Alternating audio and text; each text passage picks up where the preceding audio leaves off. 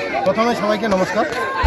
আমরা 19 তারিখ থেকে যে টুর্নামেন্ট শুরু করেছিলাম আজকে তার সমাপ্তি হলো।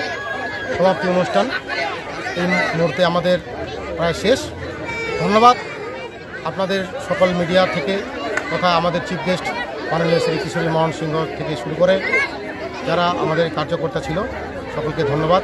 আমরা সুন্দরভাবে এই টুর্নামেন্টটা 16টা টিমের যে খেলা ছিল সেটা আজকে এই মুহূর্তে সমাপ্তি ঘোষণা করলাম। একটা জিনিস দেখা যাচ্ছে যে চারিদিকে এই খেলা থেকে যুবরা হারিয়ে যাচ্ছে, কিন্তু এই মাঠে দেখা গেল চারিদিকে প্রচুর যুবদের ভিড়, কি বলবেন? এটা সত্যি একটা আনন্দের ব্যাপার। আপনার সাথে আমিও একমত যে সত্যি আজকে আমরা এত যুবক ভাই বোনদেরকে পেয়েছি এই অনুষ্ঠানে, মানে শেষ না হলে আরও ভালো লাগতো। এরকম একটা খেলা হলো এবং সবাই সুন্দর উপভোগ করলো।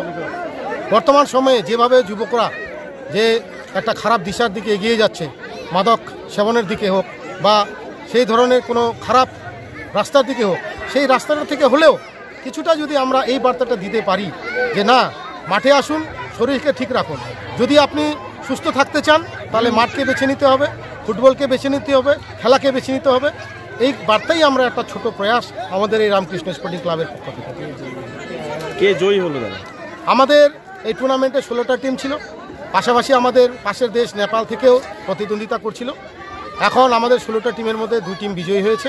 আমাদের বাগচি ব্রাদার্স মাটিগাড়া থেকে বিজয়ী হয়েছে এবং আমাদের আরেকটা টিম ছিল যে টিম আমাদের রানার্স হয়েছে, সেই টিম ছিল ভাই ভাই স্পোর্টিং ক্লাব ঠাকুরগঞ্জের। আপনার পরিচয় দাদা? আমি বর্তমানে এই রামকৃষ্ণ স্পোর্টিং ক্লাবের প্রেসিডেন্ট পদে রয়েছি। নাম দাদা? আমি দুলাল সিংহ, বুড়াগঞ্জ।